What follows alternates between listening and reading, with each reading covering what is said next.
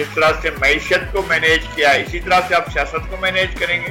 बेशक media trial ना किया जाए, लेकिन कैफे किरदार तक तो पहुंचाया जाए ना। बैटिंग पैराडाइज रिपीट होगी, मगर तीसरे और चौथे दिन थोड़ा सा ब्रेक होगा, पांचवें दिन बहुत ज्यादा ब्रेक होगा। एथलीट की सबसे जो मेन चीज होती है उसके शूज हैं। फुटबॉल टीवी की आप लोगों को दावत दे, तो एक दफा आए गिलगित से हम तरफ आए, प्रोग्राम करते, एक हफ्ते के लिए हमारी दावत आए।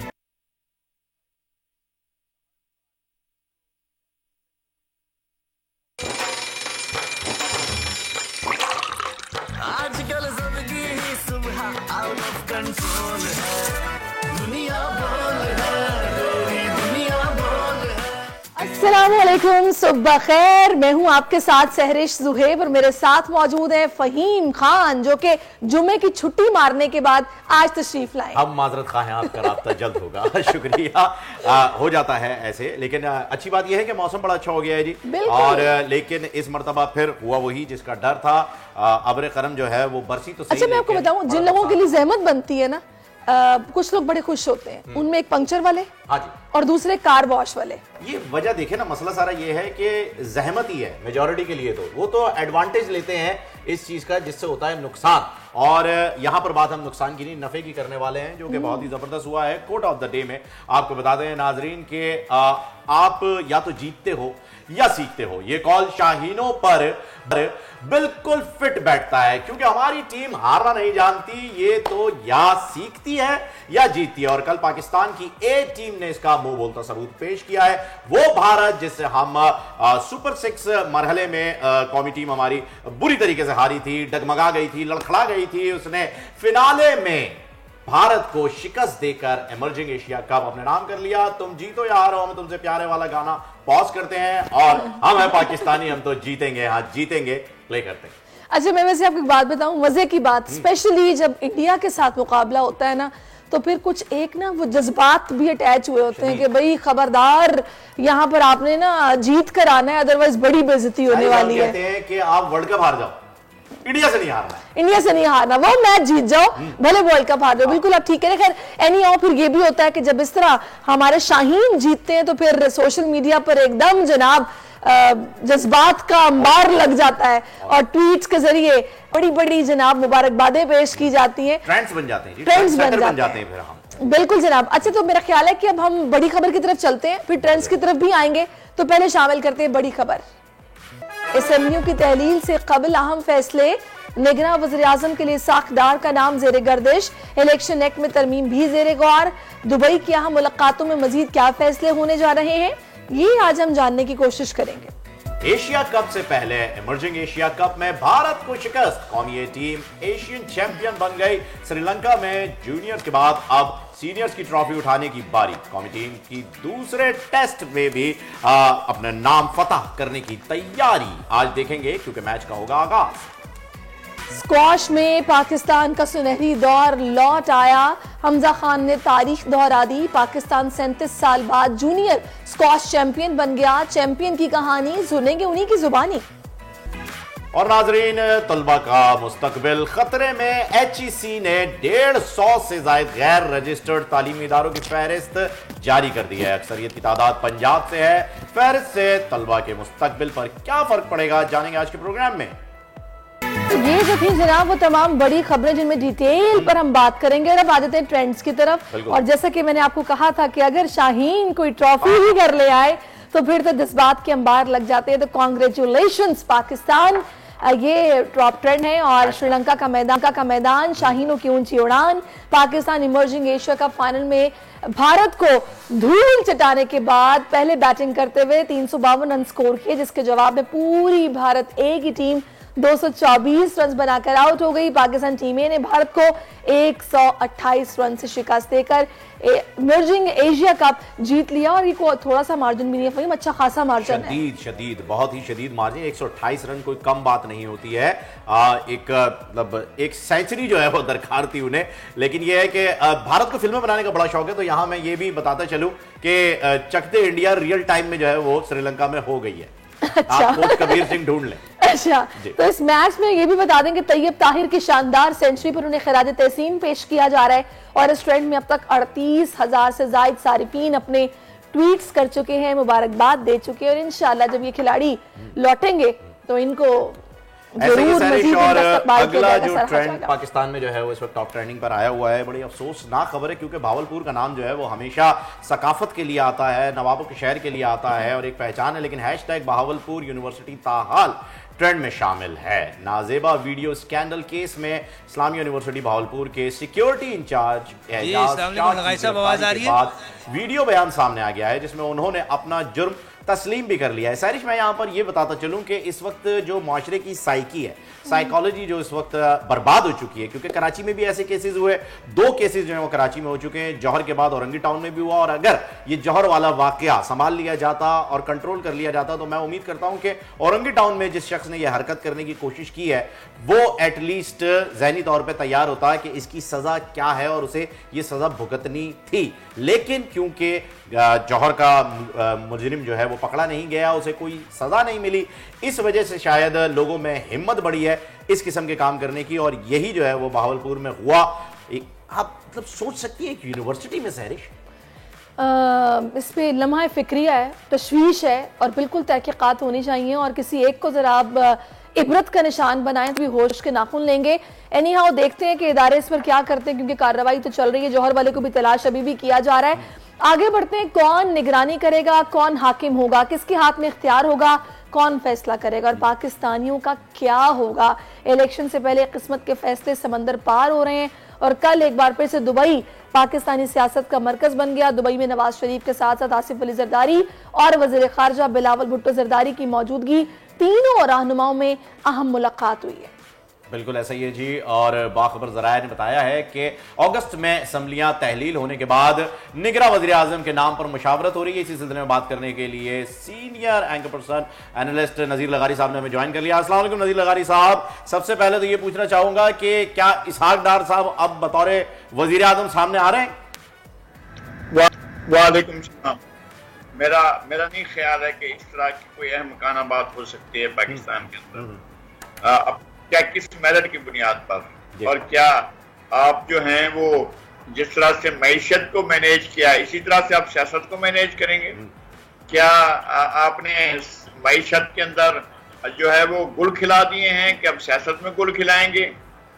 पाकिस्तान में अगर वजीर आजम न मिलते IMF की सरबराह से, और अगर हमारे आर्मी चीफ जो है वो चीन, सऊदी अरब और दीगर ममालिक के पास जाकर आपके साथ आपके लिए डॉलर ना मांगते और ये सारी सूरत हाल ना होती तो इसहाक डार साहब तो कहीं चौक में खड़े होते और बिस्तरा बिछाकर जो है वो पैसे मांग रहे होते, डॉलर मांग रहे होते। तो आप मुल्क इनके हवाले करेंगे? मेरा नहीं ख्याल है कि इस तरह के बारे में सोचा जाएगा या इसके बारे में ख्याल किया अभी तो खैर ये भी फ्लोट किया है इसहाक डार साहब का नाम। जाहिर है अभी ये जो दुबई में मुलाकात हो रही है इसमें रूठना मनाने का जो सिस्टम है वो चल रहा है। मुझे ये बताइएगा कि एक तो जाहिर है कि निगरान सेटअप के लिए जब हुकूमत का अपना बंदा होगा उस पर भी तनकीद होगी, फिर ये भी कहा जा रहा है कि जी IMF के साथ मामलात इसहाक डार साहब ने सेटल किए तभी उन्हीं को दोबारा लाने का सोचा जा रहा है, क्योंकि कि आगे भी मामलात को फिर चलाएंगे और निगरान सेटअप को लंबा खींचने की बातें भी हो रही हैं। फिर दूसरा ये भी कहा जा रहा है कि जी मईशत का इख्तियार जो है फैसलों का वो निगरान वज़ीर आज़म को देने का फैसला होगा। इससे क्या फर्क पड़ेगा, ये क्या होने जा रहा है पाकिस्तान में? नहीं, शिकंजे हैं जो कसे जाएंगे, शिकंजों के अंदर लोगों को डाला जाएगा और उसके अंदर लोगों के जिस्म से लहू का आखिरी कतरा और आखिरी अर्क निकाल दिया जाएगा। अगर ऐसा होता है, मेरा बिल्कुल नहीं ख्याल है कि पाकिस्तान के अंदर हर चीज इस तरह से खत्म हो गई है कि कोई माकूलियत बाकी ना रही हो। तो अगर माकूलियत कहीं भी किसी भी जगह पर, यह अकेला फैसला ये नहीं है कि जनाब बैठ गए जनाब मियां नवाज शरीफ और जनाब आसिफ अली जरदारी और बिलावल भुट्टो जरदारी तो ये बैठकर फैसला करके बाहर आ जाएंगे। बहुत से लोग, बहुत से अफराद, बहुत से और इदारे, बहुत सी चीजें जो होती हैं इस पूरे अमल में शरीक होती हैं। ऐसा नहीं है कि ये कोई भी चीज इस तरह से करके आएंगे। मैं अब भी इस बात को नहीं मेरा दिल नहीं कर रहा है कि ऐसा हो सकता है। लगारी साहब, अपनी मर्जी की पिच तैयार करने के लिए बहुत कुछ सोचा जा रहा है और मेरा ख्याल है किया भी जाएगा। आपको पता है ब्यूरोक्रेसी में वीगो गाड़ियां, यारिस और पता नहीं कौन कौन सी गाड़ियां बांटी गई हैं। 220 अरब रुपए जी बिल्कुल बांटी गई हैं, और ये हमारे खजाने के ऊपर जो पहले ही किसी एक तिनके का बोझ नहीं उठा सकता है, उसके ऊपर इतनी गाड़ियों का बोझ लाद दिया गया है। तो लेकिन अगर ऐसा फैसला होता है तो इसका मतलब यह है कि आप पाकिस्तान के साथ खिलवाड़ कर रहे हैं, आप पाकिस्तान को एक ऐसी जगह पर ले जा रहे हैं जहां से वापसी मुमकिन ना हो। और फिर ये कि लोग उठकर खड़े हो जाएं, और लोग उठकर खड़े हो जाएंगे। आपका अगर ये ख्याल है कि यहाँ रिवायत नहीं है लोगों के एहतजाज की या लोगों के खड़े होने की, तो ये बहुत बड़ी भूल है। लोग उठेंगे, लोग एहतजाज करेंगे और लोग इनकार करेंगे, और लोग इनकार कर चुके हैं, पहले भी कई दफा इनकार कर चुके हैं। लेकिन लोग, अगर सिविलियन लोग ये करते हैं, अगर सियासतदान ये करते हैं, तो लोग इस बात को कबूल नहीं करेंगे, और ना ही किसी और इदारे की तरफ से कबूल करेंगे कि इस तरह की अहमकाना बातें की जाएं या इस तरह का सब आजमाए हुए लोगों को फिर से आजमाया जाता है। हमेशा जब निगरान सेटअप की बात आती है, वो ही गिने चुने नाम है जो हम दोबारा सुनते हैं। फाइनेंस मिनिस्टर की बात आए तो वही नाम है जो दोबारा सुनते हैं। आपको पता है हफीज शेख साहब का नाम भी फिर से फ्लोट हो रहा है।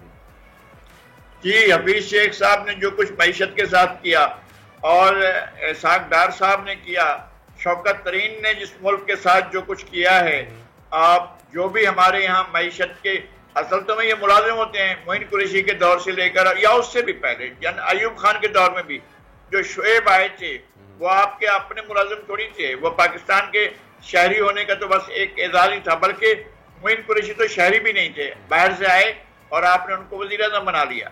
लेकिन मैं नहीं समझता हूँ कि इन हालात में जो बहुत ज्यादा खराब हैं, बहुत ज्यादा मसाइल हैं, इन हालात में ऐसी बात के बारे में सोचा जा सकता है। अगर ये सोचा जा रहा है तो फिर तबाही के बारे में सोचा। लगारी साहब, सोचा तो ये जा रहा है और कयास आराइयां चल रही हैं, जब वो जन्म ले लेती हैं तो कभी ना कभी हकीकत भी बन जाती हैं। खैर, आपने कहा कि जी अवाम उठेगी और खड़ी हो जाएगी, अल्लाह करे अवाम उठे, क्योंकि अभी तक तो ना बिजली के नर्क बढ़ने के ऊपर अवाम उठी है, ना पेट्रोल के मामलात पे अवाम उठी है, ना डॉलर पे उठी है।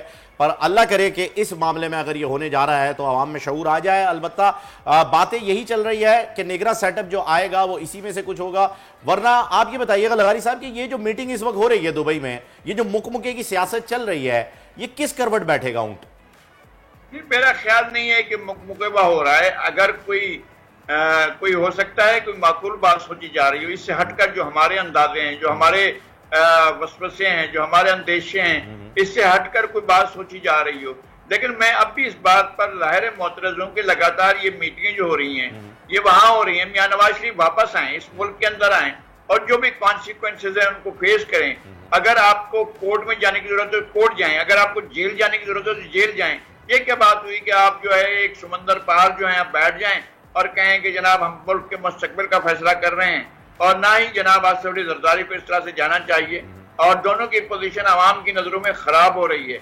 और मियां नवाज शरीफ अगर इस तरह के फैसले करते हैं जो और लोगों के लिए एक मुसीबत और एक अज़ाब की सूरत में हो, तो मेरे ख्याल में लोग इस बात को कबूल नहीं करेंगे। मुझे ये बताइएगा कौन किसको मनाने में कामयाब होगा? बताया ये जा रहा है कि मौलाना फजल रहमान इलेक्शन के हक में नहीं है, नवाज शरीफ ये चाहते हैं केयर टेकअप सेटअप को खींचा जाए और वो लंबा हो, क्योंकि मईशत का इख्तियार भी तभी फैसलों का देने की सोची जा रही है। निगरान वज़ीर आज़म को इलेक्शन एक्ट में तरमीम करने जा रहे हैं, ज़ेरे गौर है मामला।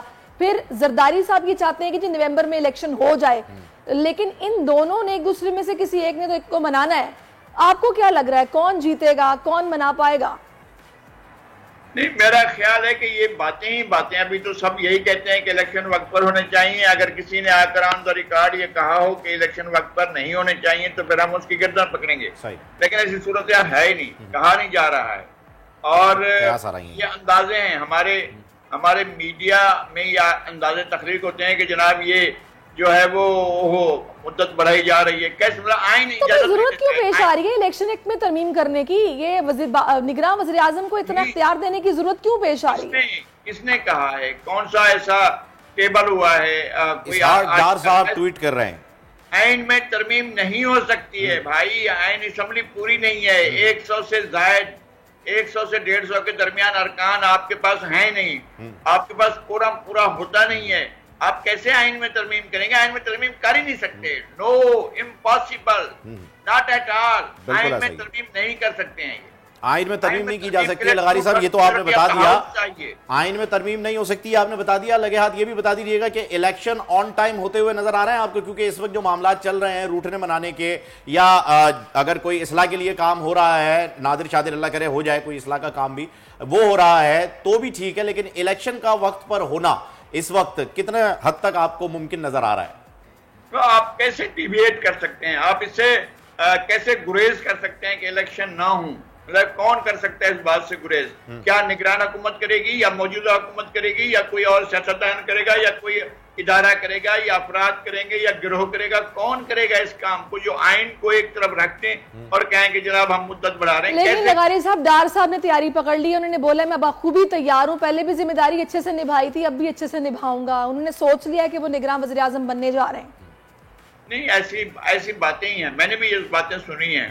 एक दोस्त ने उनसे मुलाकात की है और उनके साथ गुफ्तगू की है, शायद आज वो उनका इंटरव्यू चले, लेकिन ये सब कहानियां हैं और ये फिलर छोड़े जा रहे हैं कि लोगों की राय ली जाए। हमारे आसाब का इम्तिहान लिया जा रहा है, क्या आप सवाल करें और मैं उसका जवाब दूं? ऐसा बनाया जा रहा है लगारी साहब, बिल्कुल दुरुस्त। ऐसा होता है तो ये मुल्क की बहुत बड़ी बदकिस्मती होगी। चले अल्लाह खैर करे, अल्लाह करे कि अब इस किस्म की जो है वो मजीद बदकिस्मतियाँ जो हैं वो हमारा मुल्क नहीं बर्दाश्त कर सकता, लेकिन बहरहाल कि अल्लाह करे ऐसा कुछ ना हो। खैर, आपको इलेक्शन जो है वो टाइम पे होते हुए नजर आ रहे हैं, ये आपने बता दिया, क्योंकि कोई और वजह नहीं है कि ये आगे बढ़ा सके। बहुत शुक्रिया आपका लगारी साहब, आपने अपना कीमती वक्त, और देखते हैं चीजें किस रुख जाती हैं और क्या मामला तय पाते हैं। वैसे आपकी एक बात का जवाब मैं देना चाहूंगा, लगारी साहब ने तो नहीं दिया। आपने पूछा था कि कौन दोनों में से एक दूसरे को मना रहा है, तो जरदारी साहब जो है वो मुफाहिमत के किंग है, और डेफिनेटली वो वहां पर बैठ के जरूर कह रहे होंगे कि रूठे हो तुमको कैसे मनाओ मियाँ, बोलो ना बोलो ना। तो ये हो रहा होगा। एक ब्रेक लेते हैं, ब्रेक के बाद वापस आते हैं। मियाँ बोलो ना बोलो ना बोलो ना। आजकल सबकी ही सुबह आउट ऑफ कंट्रोल है, दुनिया बोल है, तेरी दुनिया बोल है। वेलकम बैक नाज़रीन, एक मरतबा फिर आपको खुशामदीद कहते हैं दुनिया बोल है में। और जैसे कि अभी आपने देखा है पाकिस्तान टॉस तो हार गया, लेकिन हस्ब रिवायत इंशाल्लाह मैच जरूर जीत जाएगा, क्योंकि गाल में भी जो मैच हुआ था उसमें भी श्रीलंका ने ही टॉस जीता था और मैच फाइनली पाकिस्तान ने अपने नाम किया था इंशाल्लाह। अब जनाब कुछ मौसम की बात हो जाए तो मानसून बारिशों ने पंजाब, बलोचिस्तान, खैबर पख्तूनख्वा, गिलगित बल्तिस्तान, आज़ाद कश्मीर में तबाही मचा दी है। 18 से ज़ायद अफराद जांबाक हुए हैं। तोदे गिरने से सड़कें बंद हो गई हैं। दरियाओं और नदी नालों में तुगयानी से सैकड़ों घर ज़ेर-ए-आब आ गए हैं। फसलें तबाह हो गई हैं। पंजाब में जनाब स्पेशली अगर लाहौर की बात की जाए तो वहाँ तो बताया जा रहा है केनाल रोड पर सड़कों पर गड़े पड़ गए हैं और सिचुएशन काफ़ी ख़राब है। नशेबी इलाके वहाँ पर डूब गए हैं। मजीद जानने के लिए फातिमा शिराजी हमें ज्वाइन कर चुके हैं, उनसे बात करते हैं। फातिमा, बताइएगा क्या सूरत हाल है?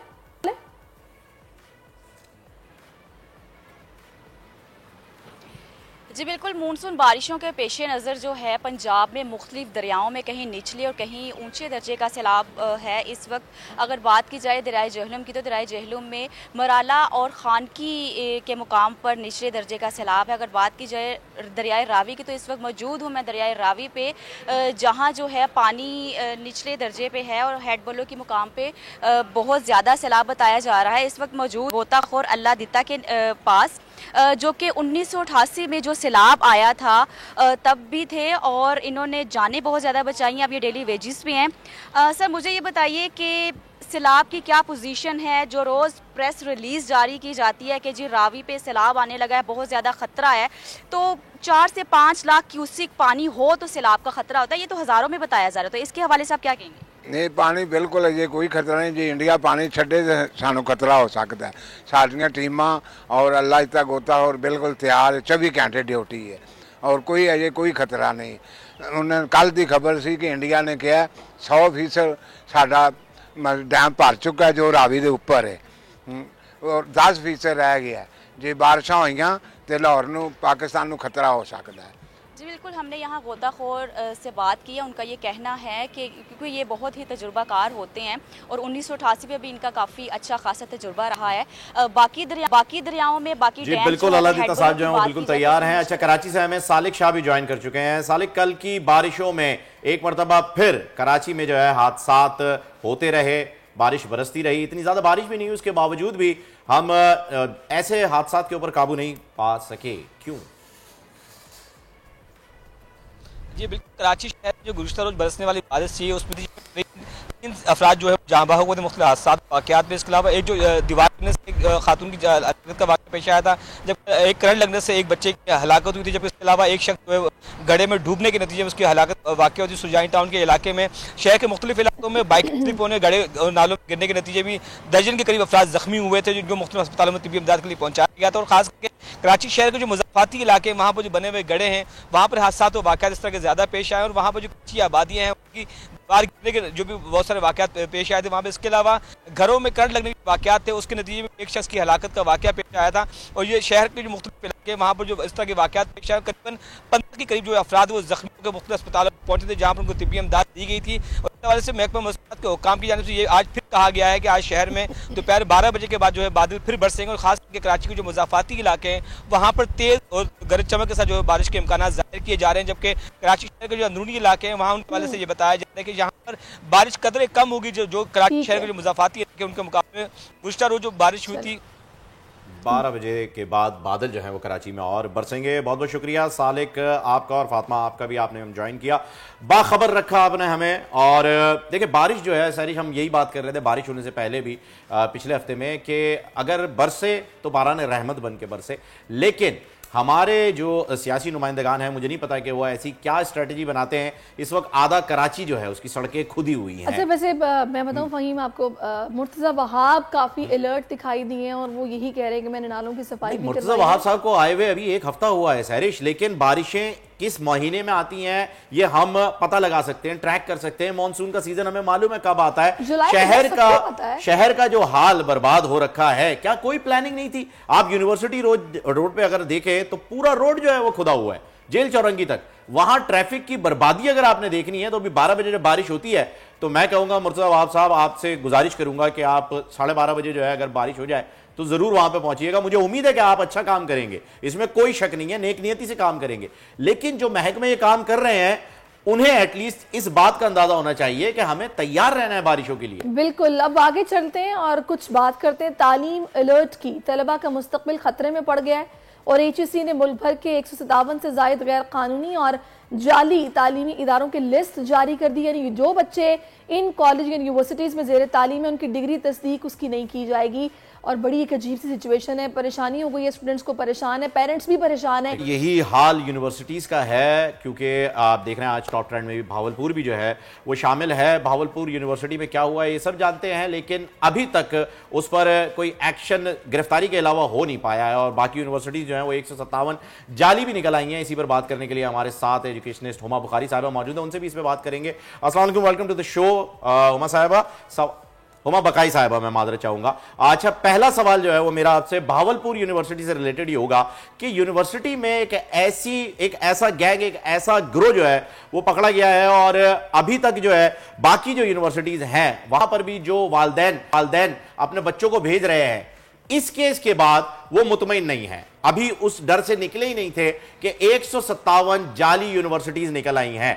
इसका नुकसान क्या होगा जी? इसका नुकसान ये होगा कि जिन लोगों ने इंटरनेशनल जॉब कर रखी है उनकी नौकरियां जाएंगी, उनके वीजाज जो हैं वो जाएंगे, उनके जॉब लेटर्स फारिग होंगे, उनकी जिंदगी बर्बाद हो जाएगी। इसका जिम्मेदार कौन ठहरेगा?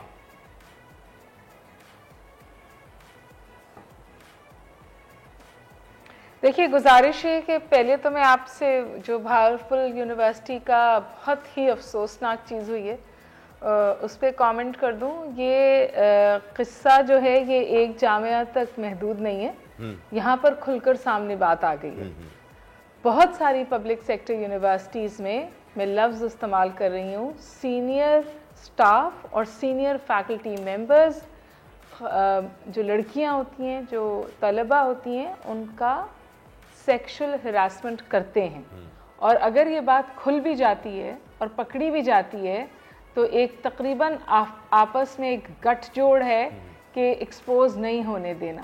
तो अगर कमेटियां बनती भी हैं तो वो इस तौर के फैसले देती हैं कि जो बेचारी वीक पोजीशन में बच्ची होती है और कभी कभी लड़के भी होते हैं, वो हाथ जोड़कर पीछे हट जाते हैं। तो एक तो ये बात है, it is essentially oversight weak academic governance और आपस की गठजोड़ कि अगर कोई पकड़ा भी जाएगा तो उसको ये किसकी जिम्मेदारी है कि वो इस आपस के गठजोड़ को बेनकाब करे? क्योंकि बताया जा रहा है कि यूनिवर्सिटी के एक आला ऑफिसर के मोबाइल से मुबैना तौर पर 400 ये इस तरह की फाहश वीडियोस बरामद हुई हैं और पुलिस ये कह रही है एक भी दिखाने को बोल तो वो तैयार नहीं है और कह रहे हैं जी मीडिया ट्रायल यूनिवर्सिटी की जानिब से कहा जा रहा है कि ना किया जाए। तो किसकी जिम्मेदारी है फिर बेनकाब करना इस नेक्सस को? नहीं, बेशक मीडिया ट्रायल ना किया जाए लेकिन कैफे किरदार तक तो पहुंचाया जाए ना। और अगर 400 वीडियोस हैं तो कम से कम 100 बच्चियों का तो इस्तेसाल हुआ है ना। और इस इस्तेसाल का जिम्मेदार कौन है और इसकी जवाबदेही कौन करेगा? देखिए, हमारे यहाँ ये वतीरा है, हम ताकतवर को प्रोटेक्ट करते हैं और कमजोर को और दबा देते हैं, ऐसा ही उसको उस नहज पे पहुंचा देते हैं कि वो बात ही ना कर सके, वो सवाल ही ना उठा सके। ये कॉन्स्टेंटली चीज है जो 12 उठाई जाती है। और मैं दोबारा आपसे गुजारिश कर रही हूँ कि भावलपुर का तो किस्सा खुल गया, बहुत जामियात में ये ऑन है। हम ना अपनी बच्चियों के लिए सड़क महफूज कर सके, ना जामियात महफूज कर सके। हुमा साहिबा, बिल्कुल ऐसा ही है। बहुत यूनिवर्सिटीज तक जो है ये वसी है और ये मामला फैलेगा भी। अगर अब खुलना शुरू हुई है बातें तो आगे भी जाएंगी। सिक्योरिटी इंचार्ज जो है वो शामिल थे इस यूनिवर्सिटी में भी, भावलपुर यूनिवर्सिटी में भी। अब सवाल यहाँ पर यह आता है कि आपने बताया कि गरीब जो है वो हमेशा दबता है, ताकतवर को हमेशा यहाँ पर एज मिल जाता है। ये बिल्कुल सही है और हमारी इस्लामी तालीमात के भी बिल्कुल बरअक्स है, लेकिन ये हमारे माशरे में हो रहा है। गरीब की बात नहीं है भाई, कमजोर जो है वो भाई देखिए, आज जिसके पास पैसा है वही ताकतवर है हुमा साहिबा, इसमें कोई शक नहीं है। गरीब आदमी जो है वही कमजोर है, ये अब साबित हो चुका है। तो ये बताइए, कमजोर कर लेते हैं आपके लिए, कमजोर के लिए रिफॉर्म्स कैसे लाई जाएंगी इस सेक्टर में? अपने ओहदों का फायदा उठाते हैं। जी जी, तो ये मुझे बताइए कि कमजोर के लिए रिफॉर्म्स कैसे लाई जाएंगी?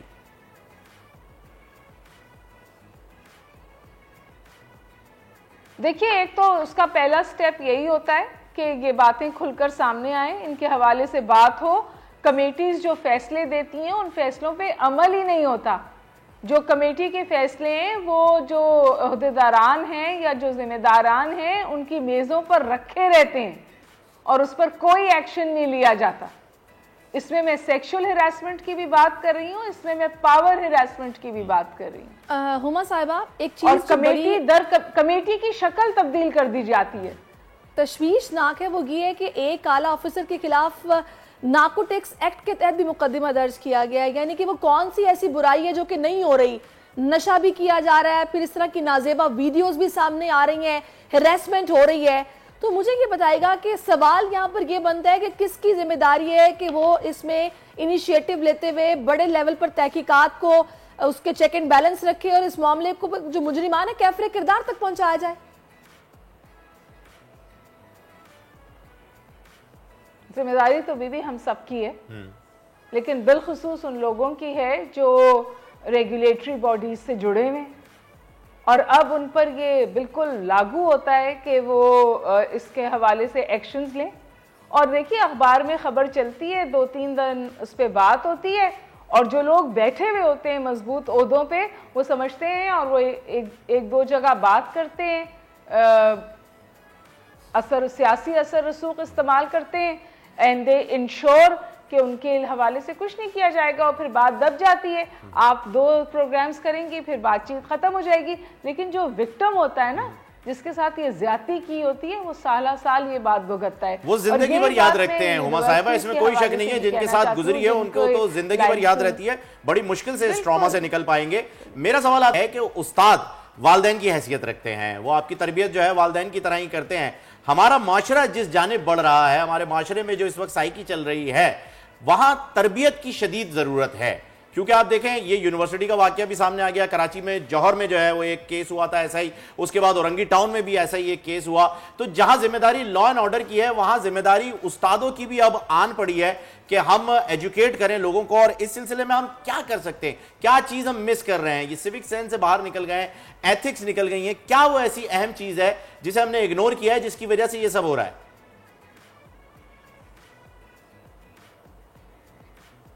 मेरा तो ख्याल है कि जी स्ट्रिंजेंट एकेडमिक गवर्नेंस होनी चाहिए और कानून की हुक्मरानी होनी चाहिए, रूल ऑफ लॉ नहीं है। हमारे यहाँ तो अगर आप ताकतवर आदमी 100 लोगों के सामने किसी का कत्ल भी कर दे तो वो बाइज्जत बरी हो जाता है। ये हकीकत है और इस हकीकत को हमारे उमरा और ताकतवर तबका बहुत अच्छे तौर पे समझता है और एक्सप्लॉइट करता है। एक गुजारिश जो मैं, क्योंकि मैं तालीम से जुड़ी हुई हूँ, मैं समझती हूँ वालिदैन की विजिलेंस जो है वो बहुत अहम किरदार अदा कर सकती है। अगर वालिदैन अपने बच्चों से जुड़े हुए हों और उनको पता हो उनकी जिंदगियों में क्या हो रहा है, अगर बच्चे ड्रग्स का इस्तेमाल कर रहे हैं और अगर वालिदैन की उन पे नज़र है तो ज़रूर उन्हें पता चलना चाहिए कि बच्चा ड्रग्स ले रहा है। फिर उसके पास उसके लिए पैसे कहाँ से आ रहे हैं, फिर उसके एकेडमिक रिकॉर्ड कैसा है, उसकी अटेंडेंस कैसी है। इन छोटी छोटी चीज़ों पे निगाह रखकर वालिदैन इन सूरत हाल पे कम से कम अपने बच्चों के हवाले से बेहतर किरदार अदा कर सकते हैं। इसी तरह यूनिवर्सिटीज़ में दाखिले हैं, देखिए इन्फॉर्म्ड डिसीजन कीजिए।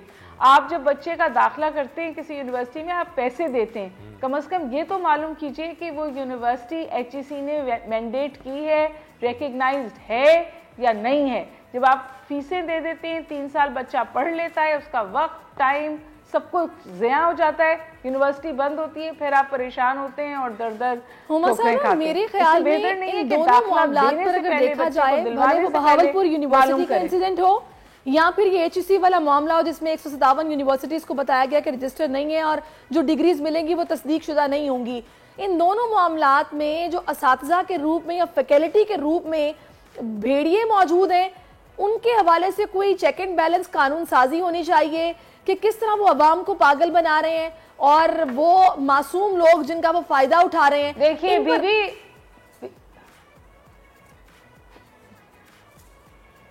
बीबी मेरी बात सुनो, भेड़िए हर जगह मौजूद हैं। ये तो पूरे माशरे की बुराई है ना, ये सिर्फ हमारा एजुकेशनल सेक्टर को उठा के आप अलग तौर पे थोड़ी रख सकते हैं, ये बुराई तो पूरे माशरे में। मैं आपकी बात से इनकार नहीं कर रही, लेकिन स्पेसिफिकली अभी हम जिस टॉपिक पे बात कर रहे हैं वो इस इशू पर बात कर रहे हैं, एजुकेशन से रिलेटेड है, तालीम से रिलेटेड है। वो माशरे बेबी, वो माशरे का हिस्सा है। जब सब जगह बुराई, जब बच्ची बस में चढ़ती है वहां से उसका इस्तेसाल शुरू होता है। मैं अपनी बच्चियों से कहती हूँ कि तुम लोग आते हो पढ़ने तो ये जिहाद करते हो। आपको पता है पब्लिक ट्रांसपोर्ट में जो बच्ची सफर कर कर यूनिवर्सिटी जामे तक पहुंचती है उस पर क्या गुजरती है। बिल्कुल। और क्योंकि हम दूसरी की औरतों को इतनी बुरी निगाह से देखते हैं तो हम खौफजदा हैं अपनी औरतों को घर से निकालते हुए। आप दूसरों की औरत की इज्जत करेंगे, आपने बिल्कुल वजह कहा। मैं बिल्कुल एजुकेशनिस्ट जो है उनको स्टैंड आउट नहीं कर रही, लेकिन अभी इस खबर की वजह से जो वालिदैन इस वक्त परेशान है, जिन्होंने हजारों रुपया फीसेस दी है, लाखों रुपया फीसेस दी है और उनको अब ये पता है कि उनके बच्चे को जो डिग्री मिलनी है वो तस्दीक शुदा नहीं होगी, उनका क्या हल है? उनको क्या जवाब देंगी आप? देखिए थोड़ा सा हमारे यहाँ ये भी इशू है कि माजी में जब ऐसी यूनिवर्सिटीज़ कॉल आउट हुई हैं तो फिर कुछ एकोमोडेट करते हुए उनको इजाज़त दे दी गई है। तो अब यूनिवर्सिटीज़ ये समझती हैं कि अच्छा खोल लो बगैर इजाज़त के, जब रजिस्ट्रेशंस आ जाएंगी, बच्चे आ जाएंगे तो जो रेगुलेटरी बॉडी है जो HEC है वो कोई कंसेशन कर ही देगी। मेरा ख्याल है अब HEC ने ये सख्ती की है कि वो पहले से लिस्टें देती है और वो कहती है कि अगर अब आपने किसी ऐसी जामिया में अपने बच्चे का दाखिला कराया, ऐसे इंस्टीट्यूशन में अपने बच्चे का दाखिला कराया जो तस्दीक शुदा नहीं है, तो जिम्मेदारी आपकी और बच्चे की है। और मैं आपसे दोबारा ये गुजारिश करूँ कि इस पर्टिकुलर केस में पेरेंट्स और स्टूडेंट्स दोनों जिम्मेदार हैं। जब दाखिलों के लिए डेस्परेट होते हैं, डिग्री के लिए डेस्परेट होते हैं तो कहीं भी दाखिले ले लेते हैं ये वेरीफाई किए बगैर कि आया 3 साल की मेहनत, पैसा, वक्त जो है वो ज़या होने के चांसेस हैं। बहुत शुक्रिया आपका, बिल्कुल आपने ठीक कहा सारी साहिबा। लेकिन इसके साथ साथ आपको एक और अचंभे की बात बताऊं कि सऊदी अरब जिन्ना यूनिवर्सिटी को रिकॉग्नाइज नहीं करता है जब बात आती है वर्किंग वीजा की। इस पर ब्रेक के बाद जो है वो हम बात कर लेंगे। Let's have a quick break. आजकल जिंदगी ही सुबह आउट ऑफ कंट्रोल है, दुनिया बोल है, तेरी दुनिया बोल है।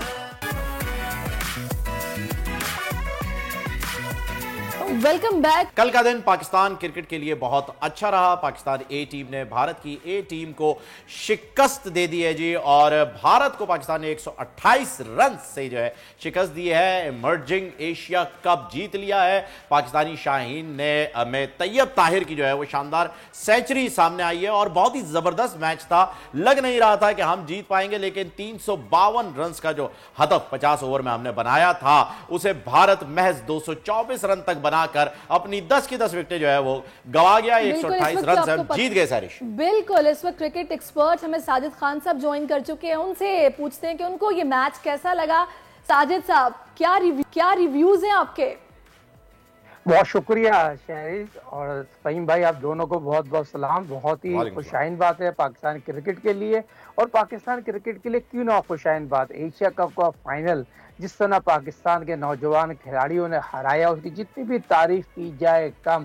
जिस तरह फहीम खान ने तैयब ताहिर का जिक्र किया, आउटस्टैंडिंग इनिंग, बड़े अरसे बाद एक ऐसी इनिंग खेली तैयब ताहिर ने, उसकी जितनी भी तारीफ करे कम है। सेंचुरी बनाना 71 बॉलों में आउटस्टैंडिंग, टीम प्रेशर में थी, हालांकि ओपनिंग स्टैंड अच्छा था साइम ने, और उन्हें 100 रन की पार्टनरशिप दी थी, मगर उसकी बाद जिस तरह तैयब ताहिर ने आउटस्टैंडिंग इनिंग खेली, उसके बाद उमर ने बहुत उसका साथ दिया, तो ये चीज बहुत अच्छी बात थी। और पाकिस्तान क्रिकेट टीम ने जिस तरह 350 रन का टारगेट दिया, एक पहाड़ जैसा टारगेट था, उसकी जितनी भी तारीफ। बेहतरीन मैच साजिद साहब, और शानदार तरीके से जो है वो हमने जीत लिया। बहुत बहुत मुबारक हो आपको भी और पूरी कौम को। सवाल आपसे ये करना चाहूंगा सर कि अब आगे एशिया कप भी आ रहा है, वर्ल्ड कप भी आ रहा है, यकीनन टीम का मोराल जो है वो बहुत बुलंद हो गया होगा। अभी टेस्ट भी चल रहा है, उसमें भी बात करेंगे, लेकिन आईसीसी ने एक प्रोमो बनाया है वर्ल्ड कप का, जिसमें पाकिस्तान की आवाम को एक शॉट में रोते हुए दिखाया और दूसरे शॉट के अंदर बस शाहीन को दिखाया। बाबर तो है ही नहीं, यानी तीनों फॉर्मेट का नंबर 1 खिलाड़ी आपके प्रोमो में नहीं है आईसीसी वर्ल्ड कप के। ये मेरी समझ से तो बाहर है। ये इतना कोई किसी से कैसे नफरत कर सकता है? उन्होंने तो करके दिखा दिया यकीनी तौर पर। जिस तरह हम और आप बात करते हैं, शहरी से बात करते हैं, क्रिकेट का मेरिट का खुला कत्ल किया। कोई शर्म करें, कोई हया करें। 2023 वर्ल्ड कप का प्रोमो, चैंपियन टीम, चैंपियन कप्तान जो बाबर, यकीनी तौर पर जिस तरह हमने कहा व्हाइट बॉल की जो टीम हमारी बहुत बेहतर है, उसका कोई जमीर कोई मैच ही नहीं है। जिस तरह पाकिस्तान ने पिछले एक साल में जो कारकर्दगी दिखाई, वर्ल्ड रैंकिंग में बाबर है, शाहीन की बात करूँ, इमाम की बात करूँ, क्या हारिस की बात करूँ, बहुत ही आउटस्टैंडिंग पाकिस्तान के बैट्समैन है। मगर बाबर जो मौजूदा दौर में 12,000 रन उसने बनाए हैं, और दुनिया क्रिकेट में ओडीआई के बेस्ट प्लेयर है, और सबसे बड़ी बात पाकिस्तान का कप्तान है। 23 करोड़ आवाम की दिल की धड़कन है। सबसे ज्यादा अगर बात की जाए, क्रिकेट हमारा पैशन है, और क्रिकेट के साथ जो उन्होंने खिलाड़ी किए ना, तो ये वक्त और ये टाइम आप याद कर लें। पाकिस्तान यहाँ पर 15 तारीख को 1,30,000 के तमाशे में पाकिस्तान को मैच हराएगा ना, उसके बाद उनको पता चलेगा। और आज यकीनी तौर पर पूरी पाकिस्तान टीम, पाकिस्तान के तमाम लोग और तमाम मीडिया पाकिस्तान टीम को सपोर्ट इसलिए करेगी। ये ज्यादती कब तक करते रहेंगे? 2009 में उन्होंने ज्यादती की, उसके बाद आप एशिया कप में देख लें, और ये जिस तरह इन्होंने ड्रॉ बनाया, आधे घंटे परफॉर्मेंस तो नजर आती है। आप जितनी मर्जी साजिशें कर लें, जो खिलाड़ी खेल रहा है वो तो सब देख रहे हैं। मुझे ये बताइएगा, आज दूसरा टेस्ट है, टॉस हो चुका है और जनाब श्रीलंका ने टॉस जीता है। क्या एक्सपेक्टेशन है आपकी? पहला तो टेस्ट हमने जीत लिया था। देखिए, जिस तरह हमने और आपने बात की थी पाकिस्तान कमबैक करेगा, अगर यहाँ पाकिस्तान टीम की अगर तारीफ ना करे, सऊद शकील की तारीफ ना करे, सऊद शकील यकीनी तौर पर जिस तरह हमने मर्दे मैदान, वन मैन आर्मी, और जिस तरह मर्द आर्मी, जिस तरह पाक फौज की हम हमेशा बात करते हैं, पाक फौज ने हमेशा फ्रंट से पाकिस्तान में स्पोर्ट की बहाली के लिए बड़ा काम किया। जिस तरह सऊद शकील ने पाकिस्तान के नौजवान नस्ल का रोल मॉडल है। जिस तरह 60 फर्स्ट क्लास मैच खेले उस लड़के ने, 2021 में वो आया लॉर्ड्स के ग्राउंड में ओडीआई में, जिस तरह उसने 60 रन बनाए थे। उसके बाद वो कौन लोग थे जिसने उसके साथ मेरिट का कत्ल किया? देखिए, पाकिस्तान में टैलेंट की कमी नहीं है, मगर जिस तरह मेरिट का कत्ल करते हैं ना, ये बहुत बड़ी ज्यादती है। ये मिसाल है पाकिस्तान की हिस्ट्री में, ग्रेट हनीफ मोहम्मद के बाद की, जावेद मियां के बाद एक ऐसा बैट्समैन आया जो कंप्लीट बैट्समैन है। उसके बाद शॉट सिलेक्शन बहुत अच्छी है, 90 का एवरेज पाकिस्तान के लिए वर्ल्ड की बेहतरीन रैंकिंग में, और आज सारे लोग, दुनिया के सारे लोग उसकी तारीफ कर रहे हैं। ये कहां से? ये कराची से आया भाई, नाजाबाद से आया, इन्हीं गलियों से खेल खेल के आया। उसकी अगर बात की जाए, उसकी जितनी भी तारीफ किया। देखें ये क्रिकेट के 60 साजिद साहब ये तो हमेशा से होता रहा है, फेवरेटिज्म तो चलता ही रहा है और क्रिकेट में जो है वो बहुत ज्यादा होता है। किसी के आप मंजूर नजर होते हैं, किसी की आंख का तारा होते हैं और किसी की आंख में जो है वो आप किसी कांटे की तरह चुभने लग जाते हैं। तो ये फेवरेटिज्म जो है इसने हमारी टीम को बहुत अरसे तक बर्बाद किया है, पर इस बार जो है ये टीम बहुत ही अच्छे तरीके से एक साथ हो गई है, खेल रही है। आज अगर हम जो है अब मैच हो रहा है दूसरा टेस्ट, इसमें सऊद शकील से एक्सपेक्टेशन तो बहुत ज्यादा बढ़ गई होंगी। आपको क्या लगता है इस बारे में? हर बंदा इंतजार कर रहा होगा कि आएंगे जब खेलने के लिए, तो इस बार क्या करने वाले? देखिए फहीम खान शहरी इस ग्राउंड में 9 साल बाद पाकिस्तान टेस्ट मैच खेल रही है और इसमें वादे फर्क जो 53-54 टेस्ट मैच खेल रहे सरफराज अहमद इसको 9 साल बाद इस टीम में वाहिद प्लेयर जो वहां खेल चुके हैं और इस ग्राउंड में उन्होंने सेंचुरी बनाई है, 50 रन बनाए। तो पाकिस्तान और श्रीलंका के दरमियान जो ये मैच है, अब तक तो जो मेरे अपने जराए बताते हैं जो 9 साल बाद खेला और जो 4 साल बाद ये मैच हो रहा है, तो बैटिंग पैराडाइज विकेट होगी, मगर तीसरे और चौथे दिन थोड़ा सा ब्रेक होगा और 5वें दिन बहुत ज्यादा ब्रेक होगा। तो पाकिस्तान क्रिकेट टीम और श्रीलंका का तो कोई मैच ही नहीं है। Pakistan cricket team dressing room का माहौल बहुत अच्छा रखा हुआ है बाबर ने और टीम मैनेजर ने बहुत आउटस्टैंडिंग रखा। तो पाकिस्तान की अगर विवाम की बात करें, बाबर की बात करें, शान मसूद की बात करें, कि बहुत से अगर आप देखें आगा की बात करें, आगा ने जिस तरह क्रिकेट खेली है और आगा ने जिस तरह 3 विकेटें लिए, 90 रन बनाए, तो ये फ्यूचर है पाकिस्तान के और हमेशा इस प्लेटफॉर्म पे हमेशा खिलाड़ियों को। तो साजिद साहब टिप क्या देंगे कि हमें कमबैक ना करना पड़े और कंसिस्टेंसी के साथ अच्छा खेलते रहें? देखिए टिप ये है, पाकिस्तान के पास वर्ल्ड फास्टेस्ट बॉलर मौजूद हैं। अगर शाहीन की बात करूं, नसीम की बात करूं, 2 ऐसे फास्ट बॉलर मौजूद हैं। वो दोनों को नया और पुराना बॉल करना आता है। रिवर्स स्विंग बहुत ज्यादा इंपॉर्टेंट रोल प्ले करेगा। अबराज जिसने 5 टेस्ट में 35 विकेटें ले चुका है, मोस्ट टैलेंटेड फ्यूचर है पाकिस्तान से, आउटस्टैंडिंग बॉलिंग की है। पिछले मैच में 6 विकेटें हासिल की थी। नुमान ने उस तरह की बॉलिंग की, फहीम खान को याद होगा, हमने पहले भी बहुत ज्यादा क्रिटिसाइज किया था, उसके हाथ का ब्रेक खत्म होगा, सेकंड वो 3 विकेट हासिल की। देखिए यकीनी तौर पर 100% कम बैक किया उसने, पाकिस्तान को मैच में वापस लाएगा। मगर इमाम अल्लाह की तारीफ जरूर करूंगा। इमाम अल्लाह के जिस तरह सेकंड इनिंग में प्रेशर में 51 रन बनाए तो बहुत आउटस्टैंडिंग इनिंग खेली, मगर एज पाकिस्तान को 100% हासिल है, 110% एज हासिल है। थैंक यू सो मच राज साहब, आपने अपनी मायनार राय से जो है वो हमें वाकिफ किया, बहुत बहुत शुक्रिया।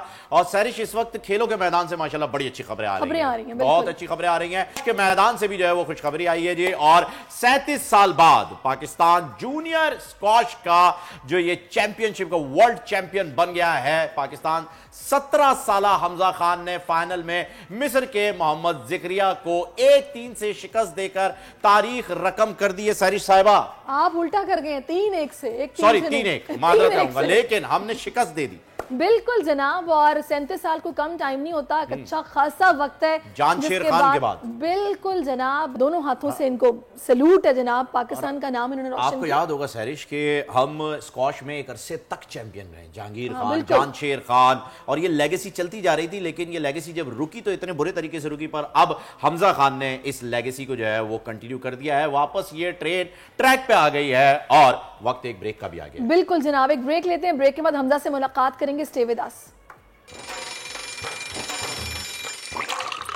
आजकल जिंदगी ही सुबह आउट ऑफ कंट्रोल है, दुनिया बोल है, मेरी दुनिया बोल है।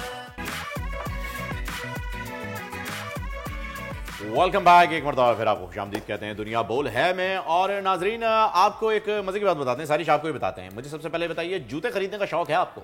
बिल्कुल है, बहुत अच्छी बात है। हर इंसान की पर्सनालिटी को एनहांस करते हैं उसके जूते, और एथलीट्स के लिए ये जूते बहुत ही अहमियत का हामिल होते हैं। उनके लिए इसके बगैर जिंदगी अधूरी है। लेकिन कितने कमाल की बात हो जाए कि अगर आपके जूतों का टैक्स आपके जूतों की कीमत से भी कहीं ज्यादा निकल आए तो? ऐसा हुआ है बिल्कुल साहिब बसरा के साथ, और जनाब उनको जूतों की जरूरत थी, उन्होंने जूते मंगवाए, किसी ने उनको तोहफे के तौर पर जूते भेजे। मैं बताती हूँ आपको कीमत क्या थी और टैक्स कितना लग गया। जनाब इन्होंने तकरीबन 54,000 के जूते मंगवाए और 67,000 रुपीज का उस पर टैक्स लग गया। जब वो जूते लेने गई तो जनाब उनसे टैक्स मांगा गया, जिस पर उन्होंने हुकूमत से अपील की है कि मेरी मदद की जाए, और वो हैरान है क्योंकि जूते इतने के नहीं जितने का टैक्स उस पर आयद कर दिया गया। हर शख्स हैरान है कि एक चीज आप खरीदने के लिए जाएं और उससे ज्यादा कीमत का अगर उसके ऊपर टैक्स लग जाए तो परेशानी तो होती है। और साहिब असरा हमारे साथ हैं, उन्हीं से बात कर लेते हैं। Welcome to the show. Sahib Asra, हमें बताइएगा कि ये जूतों का क्या मामला हुआ है, और जब आपको ये पता चला तो ये खबर आपके लिए किसी एटम बम से कम तो ना थी। जी अस्सलाम वालेकुम, थैंक यू। मुझे आपने शो में इनवाइट किया। तो फर्स्ट ऑफ ऑल जो ये शूज़ हैं ये मैंने भाई यूके से मंगवाए थे। उन्होंने वहाँ पे मेंशन भी किया था कि एज अ गिफ्ट मुझे सेंड कर रहे हैं, लेकिन जब ये पाकिस्तान में पहुंचे हैं तो मैं तो बहुत खुश थी कि मेरे शूज़ ऑन द टाइम पहुंच गए हैं। अब मैं इसको पहन के अपनी ट्रेनिंग कर सकती हूँ। लेकिन जब मैं इनको वहाँ से रिसीव करने गई हूँ तो मुझे वहाँ पे जब उन्होंने कहा कि आप 68,000 अमाउंट पे करें तो मैं परेशान होगी। मैंने उनसे पूछा कि ये किस चीज़ के लिए। उन्होंने कहा ये आपके शूज़ पे टैक्स लगाया कस्टम वालों ने।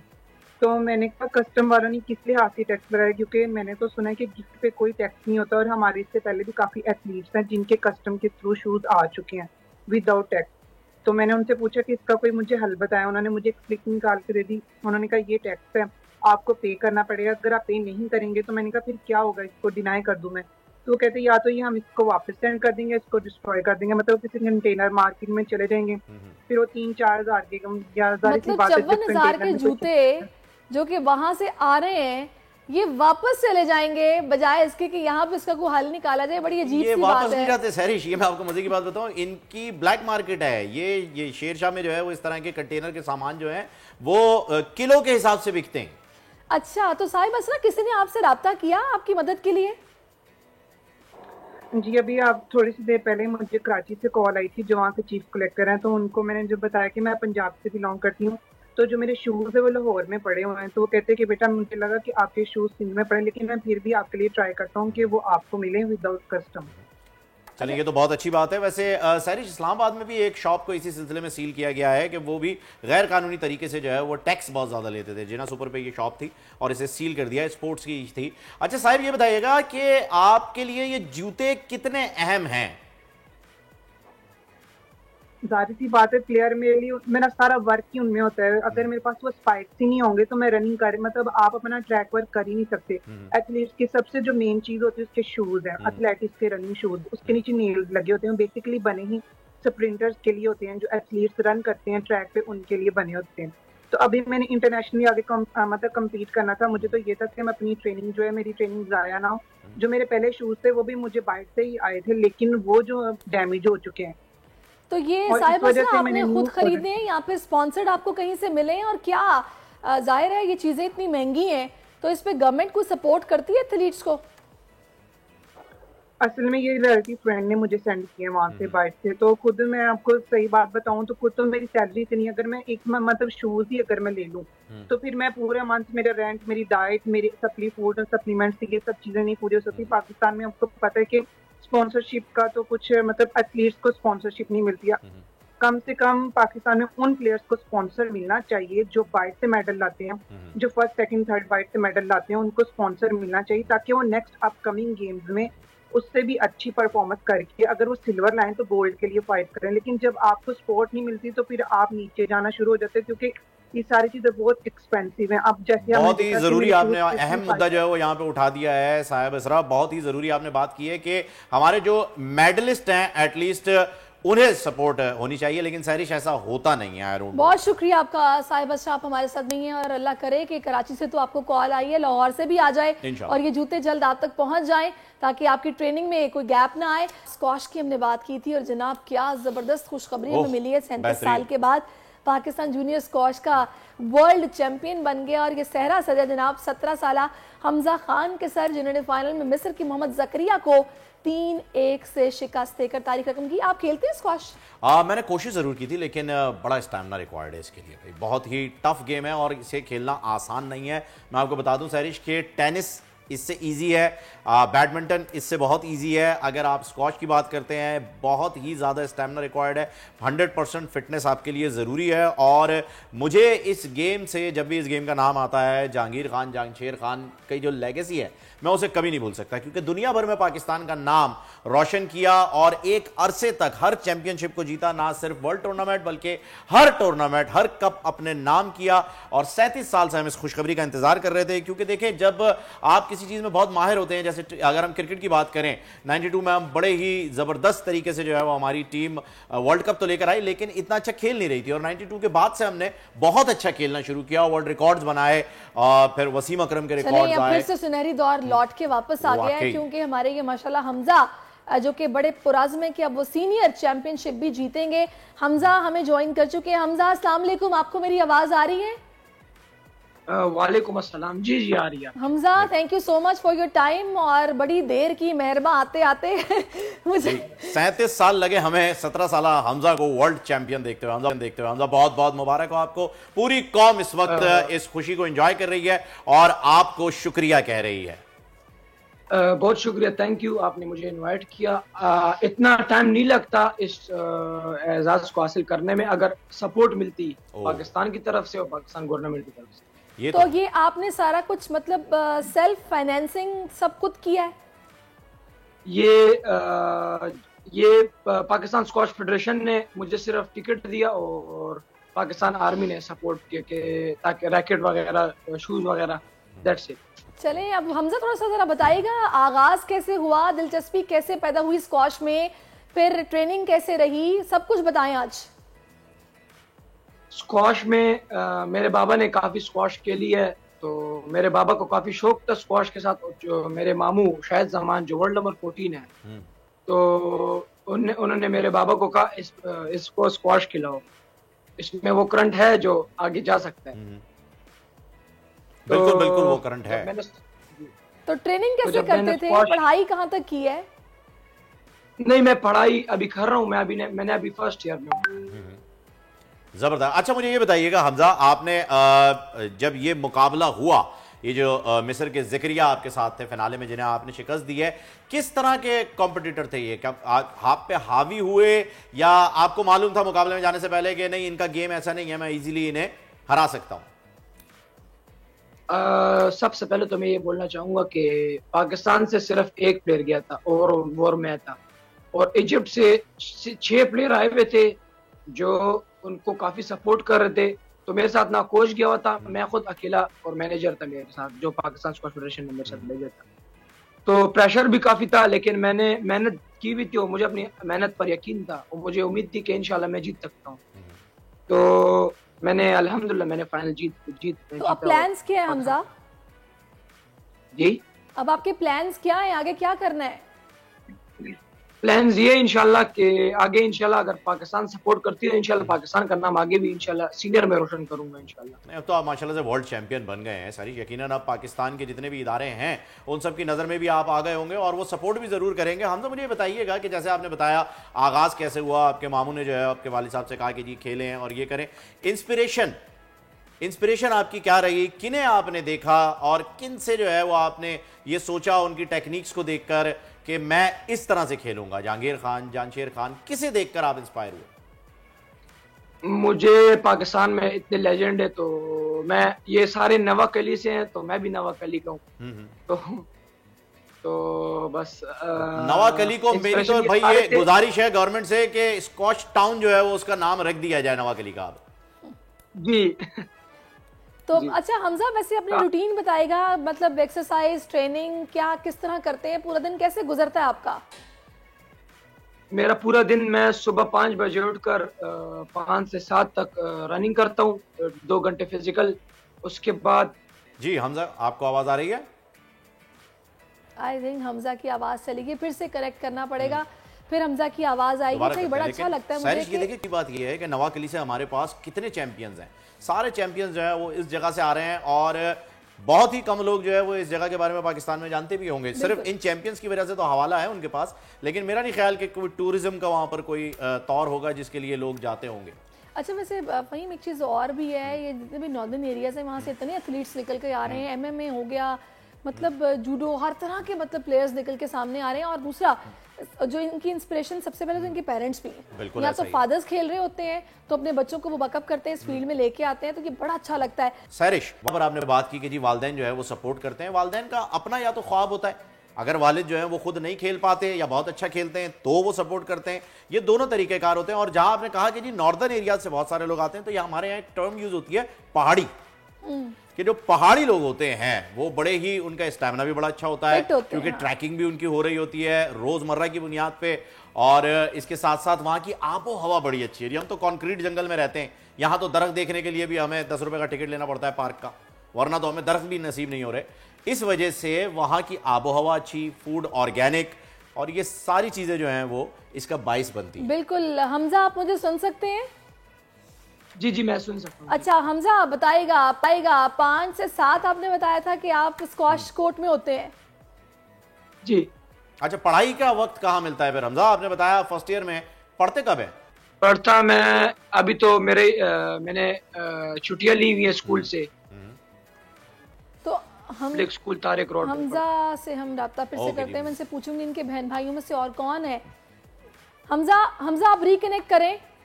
जी आप रिकनेक्ट करें, और मैं ये गुजारिश करें नवा किली में जो है वो राउटर जरा से ज्यादा लगाएं ताकि सिग्नल्स अच्छे आए। बिल्कुल। देखिए सिग्नल का भी जो है वो मसला है। हाँ, मैं इनसे लाजमी पूछूंगी कि इन बहन भाइयों में और कौन है जो स्क्वाश खेलता है। लाजमन ऐसा होता है कि कोई ना कोई बहन या भाई खेल रहे होते हैं। और ऐसे क्या, चलिए एक काम करते हैं, हम ना बोल प्रेडिक्शन पे चलते हैं। हाँ, और एक और पहाड़ी बंदे ने मैं ज्वाइन किया है। आगा बख्शी साहब हमारे साथ हैं। आगा साहब अस्सलाम वालेकुम। हमजा को और पूरे पाकिस्तान को और बोल टीवी के देखने वाले तमाम सामीन, नाजरीन, हजरात, खवातीन को बहुत बहुत मुबारक हो। और पाकिस्तान के लिए एक एग्जाज हासिल हुई है।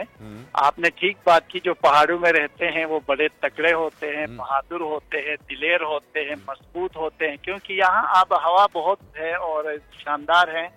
और इसीलिए मैं बोल टीवी की आप लोगों को दावत दे तो एक दफा आए गिलगित हम जरा लाइव प्रोग्राम करते, एक हफ्ते के लिए हमारी दावत आए।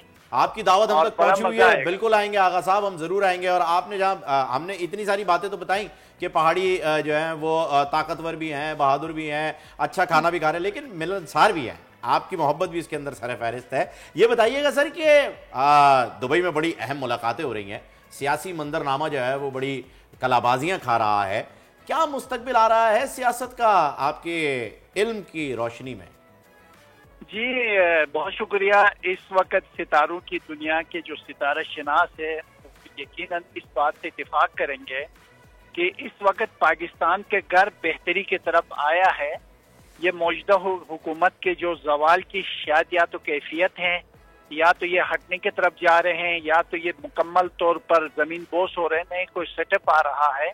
यही वजह है कि इस वक्त पाकिस्तान का घर पिछले 1 साल बाद बेहतरी की पोजीशन पर खड़ा है।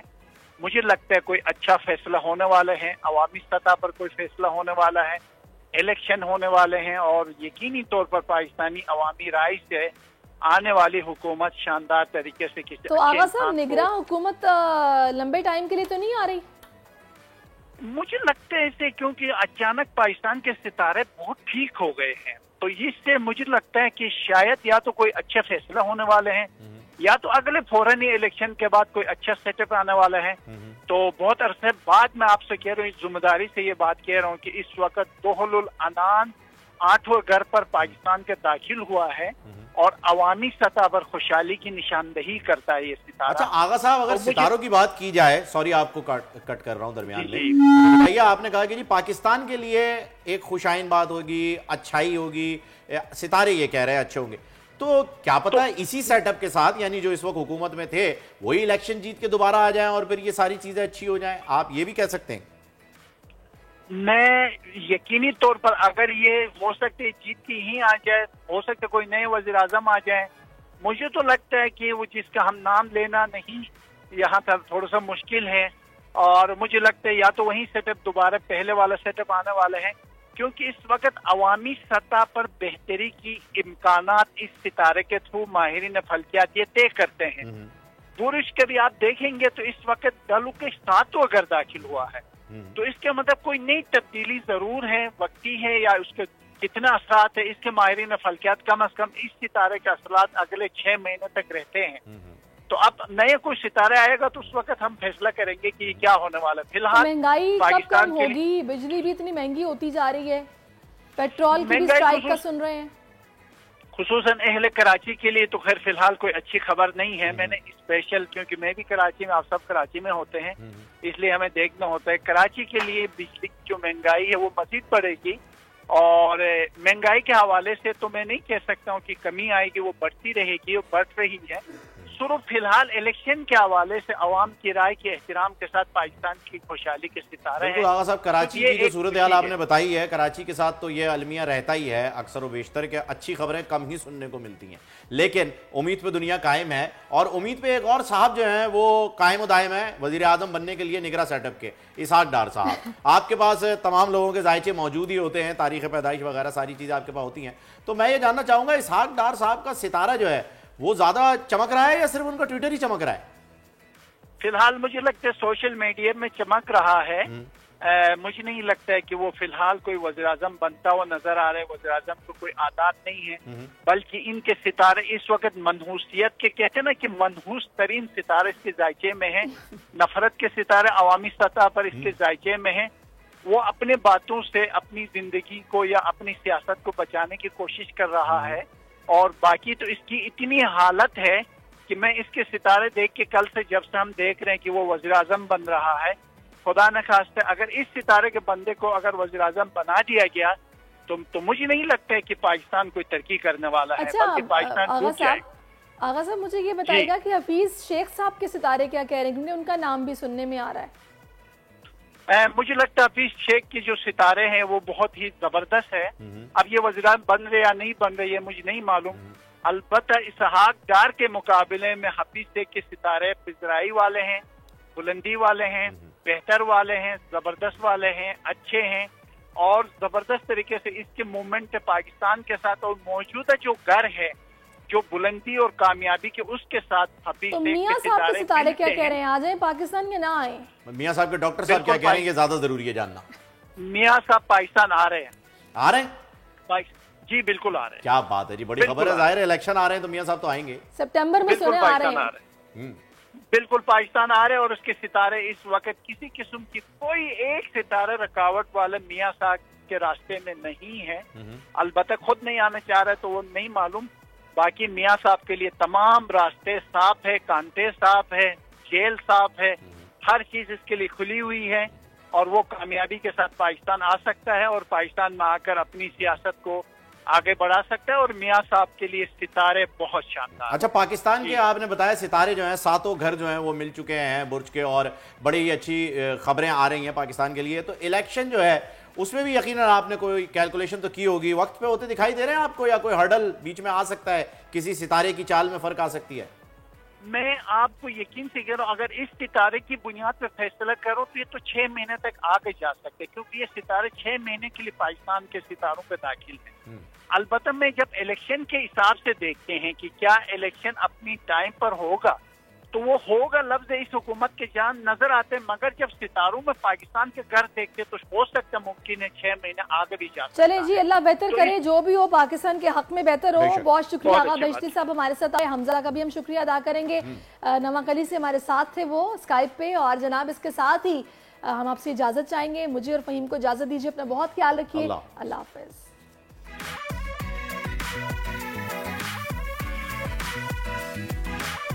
पाकिस्तान की आईटी इंडस्ट्री जो है वो पाकिस्तान की एक्सपोर्ट में एडिशनल इजाफा कर सकती है अगले 3 सालों के अंदर, क्योंकि आईटी और बाकी जो 3 सेक्टर्स हैं, उन 3 सेक्टरों में आईटी में फ़र्क है। वो ये है कि ये शॉर्ट टर्म में आपको गेन दे सकती है, जो पाकिस्तान की नीड है इस वक्त। आईटी को तो पहले भी, इससे पहले वाली हुकूमतें और इससे पहले भी लोग डिफाइन करते आए कि जी यार आईटी से बहुत चेंज आ जाएगा। क्या वो इम्पैक्ट हुआ आईटी इंडस्ट्री के ऊपर जो हम समझते थे और चाहते थे? पाकिस्तान की आईटी एक्सपोर्ट्स इतनी हो जाएंगी कि पाकिस्तान के सारे मसले मसाइल खत्म हो जाएंगे, वो तो नहीं हुआ। आपकी जो पॉलिसीज हैं वो कॉन्फ्लिक्ट हो रहा है। क्या हमने ऐसी पॉलिसीज रखी है कि गूगल मजबूर हो यहाँ पे ऑफिस खोलने में? पॉलिसीज के तहत करना होगा, वो 2 से 3 महीने 4 महीने में खुद ब खुद ऑफिस स्टार्ट करेंगे। जो आपके मुल्क का आईटी का एंटरप्रेन्योर है, $100 मिलियन तो वो बाहरी अकाउंट रोक लेता है। आप उसको मोटिवेट करके उसको पर फोकस करें, उस पर इंसेंटिव करें, वो आपको 100 आएगा तो आपका 5 टाइम्स इंक्रीज हो जाएगी फौरन। टेक्सटाइल में हम क्या करते हैं, हम उठाते हैं बाहर के किसी ब्रांड के लिए टी शर्ट यहाँ बनाते हैं, उसको दे देते हैं। लेकिन अब आईटी के बाद अगर आप अपना ब्रांड बना के लोगो वहाँ पे बेचेंगे, चाहे B2B बेचें चाहे B2C बेचें, पॉसिबल है। पाकिस्तान की जो एक्सपोर्ट में ये $30 अरब से ज्यादा का इजाफा इससे हो जाना खाली यार।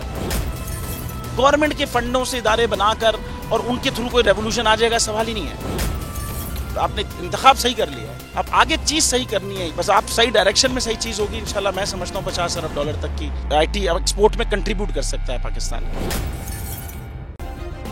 सब्सक्राइब करें और बेल दबाएं ताकि कोई खबर रह न जाए।